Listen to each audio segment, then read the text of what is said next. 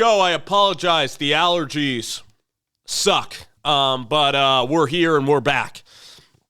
It's Slaughterhouse. It's Kurt Magoosh. Listen, I've already recorded some videos. The voice is just going to be like this. The face, the eyes are probably going to be like this. But let's talk about Dante Moore. Why the heck does it go to UCLA? They haven't been relevant in football for the past 20 years. They've only won 8 or 7 games. Why go to UCLA? You play in the Rose Bowl. They don't pack it out. Why? It's insane. I guess Chip Kelly, NFL developer, was with Marcus Mariota, was with DeAnthony Thomas, LaMichael James. Oregon fans know about how great Chip Kelly is on the college level. You also look at Carbonet. You look at the guys, like their wide receiver that they had last year, Bobo, and DTR. And Chip Kelly is a quarterback developer. At Oregon, you have William Stein, a 31-year-old from Lake Travis High School and Texas San Antonio, University of Texas San Antonio, the Roadrunners. That's who you have there in place. Kenny Dillingham leaves. So, again, Oregon didn't have an offensive coordinator. I know you have Dan Lanning. I know you have Tosh Lapoy. I know you have all these guys on the defensive side of the football. But who on offense are you replacing? You go from Kenny Dillingham, who's with Norvell, and who had a great year with Bo Nix. You go from him to, no offense, William Stein and the staff, but they're unproven again, William Stein. So I know that Oregon has great places, unbelievable facilities, and has had a better track record of success in the past 20 years. It isn't even close to history of UCLA and Oregon in the past 20 years since the 2000s, okay? UCLA's had Jim Mora. Josh Rosen came there as a 5-star, but Josh Rosen isn't from Detroit. Josh Rosen's from California. The fact that UCLA, the Bruins, not the Trojans, the Bruins are getting a 5-star from Michigan, what kind of world are we living in? It's insane. Insane. It leads to NIL. It leads to conference realignment. UCLA is now playing the Michigan school. So that makes sense. And Oregon, Dante Moore's looking at it in 2024. It's the Pac-12 going to get teams in the playoffs. Where the heck is Oregon on the natural landscape? He looks at William Stein. Kenny Dillingham was his guy, and Dillingham leaving, you understand it. Who's going to coach you on offense? Who's going to scheme for you? We've never seen Stein do it before. All right? That it makes sense. It does. LA, the market, Chip Kelly is a stud. UCLA's on the upwards turn. I know that historically they've been so average for the past 20 years. I know that Oregon, it just does have a fan base that's untouched compared to UCLA. I know that Oregon has tremendous facilities, but UCLA is getting there in their facilities as well. And Westwood and Berkeley and Beverly Hills or wherever that is in LA, it's one of the best campuses that I hear in the entire country. I want to go there someday. I hear it's outstanding. It's a beautiful place. So it makes sense. UCLA's been a decent program in the past 20 years, but now they have Chip Kelly. And Chip's reinvented himself from the robotic, maniacal, borderline evil ways that, Shady McCoy and that Kerry Williams says he was in Philly when they had sleep monitors and you had to drink smoothies and it was a very strict routine for an NFL. It didn't work for the NFL. It works in college, all right? It works in college when you're developing 18 to 22-year-olds, because with the NFL, and also Chip's relaxed at UCLA, but Nick Saban can run a tight ship. Kirby can run a tight ship because when you're in the NFL, these guys that are in their 30s that have gotten paid, that have families, they don't want a guy recording their sleep and monitoring schedule. They don't want to wear bracelets on their wrist. That they want some freedoms, as football players. But Chip Kelly's been sensational at UCLA. I think he's toned it back. I think he's been more relaxed. The job that he's done at UCLA, it wasn't easy since Jim Mora. They were a very average program. Josh Rosen, their biggest recruit ever. What did they go, 8-4 with him? The biggest memory Josh Rosen's ever had at UCLA is probably beating Texas A&M or the hot tub. That's what you remember about Rosen. You remember him going into A&M. No, you remember him coming back against A&M. You remember him being very good, but guess what? He was one player. Dorian Thompson-Robinson's taking it from Rosen. He's taking it up here in terms of wins.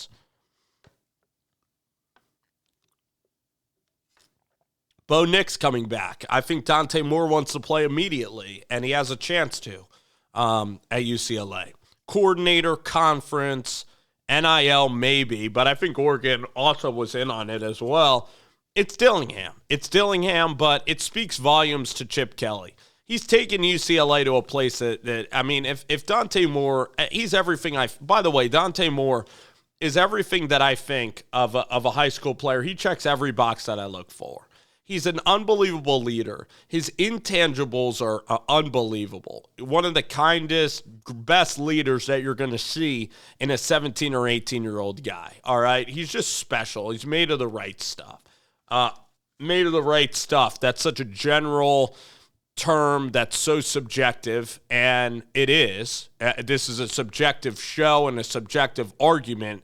Intangibles are all subjective, okay? For the most part. Dante Moore is special because the way he leads his teammates, every interview I've seen of the guy, he seems grounded. He has everything in the world, but he's so grounded. And the relationship he has with his family and elders that are near him is just really admirable. The way his coaches speak about him, the way everybody in his life speaks about Dante Moore. He's a man of faith. So I know that you don't have to have faith, or even if you have faith, you could still be somebody that is not incredible. But Dante Moore is everything. And the faith part just adds to the incredible value of it. So Dante Moore is just an amazing leader. You know, he gets guys to buy in with him. He reminds me of Jalen Hurts. He's 6'2", but he's bulky. He's not thin. He trucks people over. He plays with that toughness that you look for. He's not thin at all. He's really strong. He's not only can he be a playmaker with the ball outside of the pocket, but he's a pocket passer. He has a quick release. He's incredibly accurate. He has natural arm talent. He can throw the ball 55, 60 yards. He has really good arm strength. Really good arm strength. I would say if there's anywhere to nitpick with Dante Moore's game, it's really hard because he checks all the boxes. Arm strength, mobility, incredible leadership that's one-of-one special. And that's why Oregon, Notre Dame, Michigan State, they were all in on Dante Moore for every value because he's like Caleb Williams in that he can change a team. He's like Bo Nix. He's like Cam Newton in that he can come in there like Tebow. He can change a team. What an amazing quarterback can do can change a team. Harold Perkins did that at LSU. You could be a game record defensively. You could be Will Anderson. You could be Jonathan Allen. You could be Reuben Foster. You can be somebody at Alabama that's that special in college football. You could be Leonard Fournette. You can be an amazing football player. Bijan Robinson. You can be these guys. Saquon. He does that at the quarterback level. You know, Johnny Football changed Texas A&M forever and Kevin Sumlin. So you already have Chip Kelly, who's an amazing coach. You give him now Dante Moore. Why Dante Moore? It's because of the Big Ten, like I mentioned, because what is Oregon's spot at the adult table in 2024? Kenny Dillingham leaving. No offense to William Stein, but he's really young, and he was at UTSA. He's a Lake Travis guy, Louisville. He's good, but he's unproven. And Kenny Dillingham had a tremendous relationship with Dante. I thought actually Dante would consider going to the Sun Devils. I mean, that really would have been the spot for Dante Moore going to Arizona State, but the infrastructure at UCLA is better. It just is than Arizona State at the moment. The roster's better. The opportunities in LA are really special. I know Phoenix is also going to be special, but they're kind of building it up. But Chip has been there for a really long while. He's built a great staff around him. He knows how to develop quarterback, and you see DTR have the season that he did, and you see what Chip is doing out there in Westwood. It's really, really special. Recruits want to go play in LA. They want to be on that UCLA campus. And for Dante Moore, he looked at maybe Bo coming back and the fact that Dillingham left and the fact that Oregon isn't a part of the Pac-12, and he looks at UCLA and he's like, dang, LA, the sunshine, it's unbelievable. Westwood is unbelievable. So What an amazing development that we have with the UCLA Bruins. Unbelievable, guys. Unbelievable. Let's talk about Bo. So I think that Dante Moore is going to change UCLA football. I think for UCLA now moving to the Big Ten, if Dante's everything I think he is, by the time that he's a sophomore or junior, they're going to be competing for 9 or 10 wins. Knock on wood, he stays healthy. I wish the best for Dante Moore. I totally get it. In this landscape of changing coaches and NIL and transfer portal, I get guys decommitting, and I get when you lose your offensive coordinator. I get it. For Oregon fans, I get why y'all are upset. I really do. It's like losing out on maybe Andrew Luck. You know, you look at Colts fans, right? And go back to that time in Colts history when everybody was chastising the Indianapolis Colts fans for outwardly showing their dismay to their franchise messiah. They went from Peyton Manning to Andrew Luck, okay? And Andrew Luck just took them to an AFC championship game. He was the first quarterback, since he was 23 years old to get to like 3,500 yards. And he had the Indianapolis Colts with Chuck Pagano and Bruce Arians in a situation where they were going to compete for Super Bowl championships. And a quarterback is the most important position in all of sports. And when you have a guy like Andrew Luck, who is a proven superstar in the making, the fact that he would suddenly leave your franchise, he would suddenly leave your team, it's a hole that really just doesn't get replaced. The Green Bay Packers are a 1 in a million franchise that they can go from Brett freaking Favre, Hall of Famer, alpha stud, to Aaron Rodgers. The Green Bay Packers are 1 of 1 in a franchise that just hits the lottery twice. And you look at the Indianapolis Colts, and they've been in the wilderness. They've been irrelevant. They've been a team that gets bounced in the first year of the playoffs every single year, whether it's Phillip Rivers, whether it's Matt Ryan, whether it's patchwork at quarterback. They've been lost since Andrew Luck's left. And those fans booing, they just knew that the end was coming. Those fans just knew in Indianapolis that their team was going to go to absolute crap since Andrew Luck's leaving. They're emotional. They care. It was sudden. It was heartbreaking. And it's still hard to reconcile for those fans of Indianapolis. For Andrew Luck, you get it. He's a guy that is really smart, really intelligent, and football's dangerous. And with 17 games of football, it's even more dangerous. Look at how many quarterbacks get hurt in the NFL. 17 games, flying to places 6 hours away. It's absurd what the NFL puts these guys through now. But, so I get the Oregon fans, when you recruit a 5-star quarterback, one of the biggest recruits of all time for Oregon, and you have Dan Lanning, and you're trying to get this party started and take your team from competing in the Pac-12 to competing on the national level, you need a 5-star quarterback to go in there and take your team to that level, man. You do. Look at Caleb Williams. He had USC on the doorstep of the playoff. Look at the playoff. You have C.J. Stroud. Bryce Young almost won a national championship. J.J. McCarthy's a 5-star guy from IMG. You really need outstanding quarterback play. Now, I know that Bo Nix is coming back, and we're going to talk about that, but Bo's only there for 1 year. And Bo Nix, unfortunately, he's a small guy. He gets hurt. Bo Nix has been inconsistent at the college level. He had a really good year last year, but Kenny Dillingham's no longer there.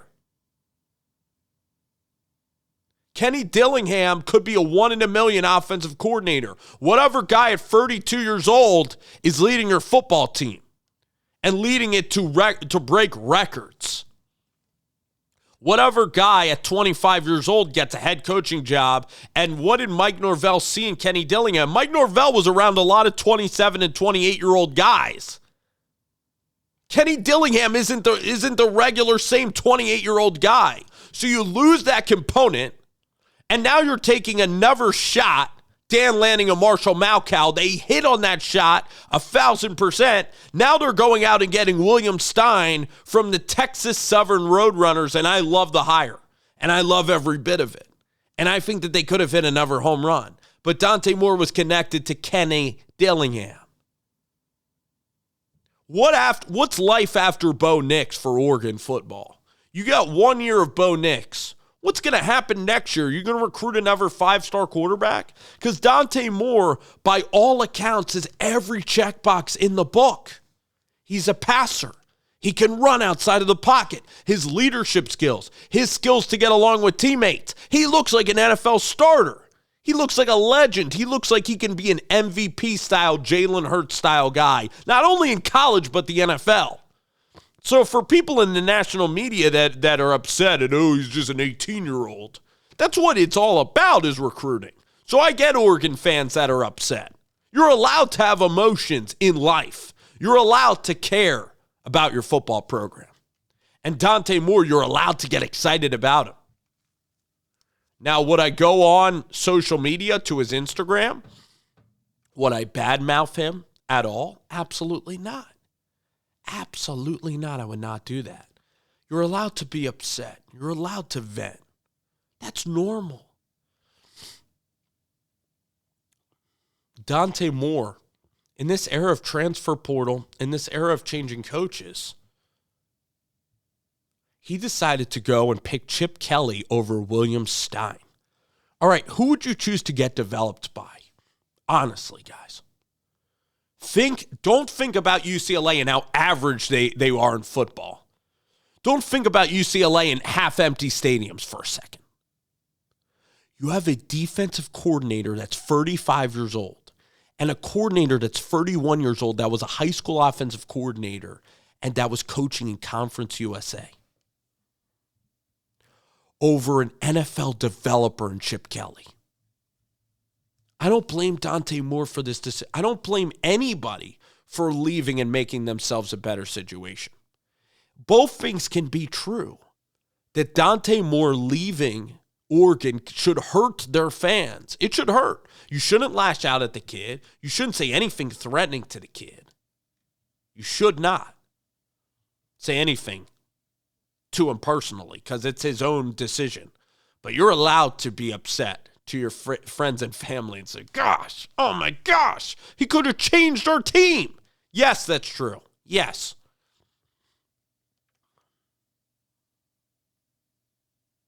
But Bo Nix and William Stein are going to be fine. And I think Will Stein can beat the odds, man. I think Willie's going to beat the odds. He's from Louisville. He's 6 feet tall. He's a walk-on quarterback. He was at the Roadrunners with Jeff Traylor when no one wanted to take that job. Look at Barry Lunney right now at Illinois. Takes it to the next level. Barry Lunney, part of the Sam Pittman staff. Jeff Traylor, part of Chad Morris, the worst era of football in Fayetteville ever. Got beat by Western Kentucky, got beat by everybody, didn't win a game in the SEC. They go to UTSA, they change everything, and Will Stein is part of that. Dan Lanning and Marshall Malchow, they know coaches, they know football. They are one of one, Dan Lanning and Marshall Malchow together. That's why Kenny Dillingham was a home run, because you have Dan Lanning there. You have Daniel Lanning. You have Tosh Lapoy. You have Christian Gonzalez, guy from Colorado. He's tall. He played at Colorado. What happened to Christian Gonzalez this year? Can somebody point out what happened with Christian Gonzalez? What happened to a guy that started on one of the worst Pac-12 teams ever, who wasn't on any NFL board? What happened when Meat Martin coached him at Oregon with Dan Lanning and Tosh Lapoy and Matt Palich? What happened, huh? Oh, he's going to be a top 10 pick. He's the best corner in the sport. That's what happened. What happened to Bo Nix, who at Auburn was the most erratic football player in the country, good and bad. Wasn't just terrible, had his highs as well. Who was Johnny Manziel on the Browns, who was insane. Oh, Dan Lanning picked this 32-year-old offensive coordinator in Kenny Dillingham, who never called a play ever, who was Mike Norvell's intern, and he made Bo Nix the most efficient and controlled player in college football. And Bo Nix is coming back now into the fold. So Oregon fans, you're going to be fine. You're probably going to get a 5-star stud in 2024. We're going to start looking at those quarterbacks next, but you have Bo Nix now. You have Jerrion Dickey, who reminds me of A.J. Brown, Terrell Owens-like player. You have Kyler Casper, who's a freaking stud, whose dad played in the NFL. You got Dante Dowdle that'll bring the boom. You got stud defensive players. You have Josh Connerly starting at tackle for you. It isn't that bad in Eugene, Oregon. Your team is poised to go out there and make the playoffs, win the Pac-12, maybe get to a national championship. Bo Nix for next year could be a Heisman guy, and then you can find your next guy. No offense to Dante Moore, but Bo Nix is a 23-year-old stud quarterback now at the college level. Even if you're an 18-year-old who's tremendous, it is not easy to beat out Bo Nix when he's playing at this level. When he's been through college football for 5 years. He has a PhD in college football. It's interesting, guys. I'll be completely transparent with you, and it's not like I lie on this show.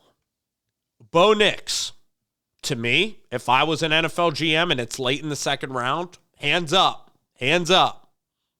I would have taken him in the second round of this year's draft. You look at Taylor Heineke playing football. You look at Kyle Allen playing football. Bo Nix, to me, reminds me of those guys. He reminds me of a souped-up, better Taylor Heineke. 6'1" quarterback. You look at quarterbacks now, they don't have to be that tall. You look at Kyler, you look at Bryce Young, Russell Wilson. You don't have to be the tallest guy. You look at Heineke. You don't have to be that tall. Bo Nix is tall enough. He's really mobile. His arm strength is incredible. And his personality and his IQ, Bo Nix, from an intangible perspective, you want your kid to be Bo Nix. You want your daughter to date a guy like Bo Nix. A good Christian, a great young man, a man of tremendous leadership qualities and characters. What he did, he went from the South to the Pacific Mid and Northwest. He knew nobody. He took over that place in a year.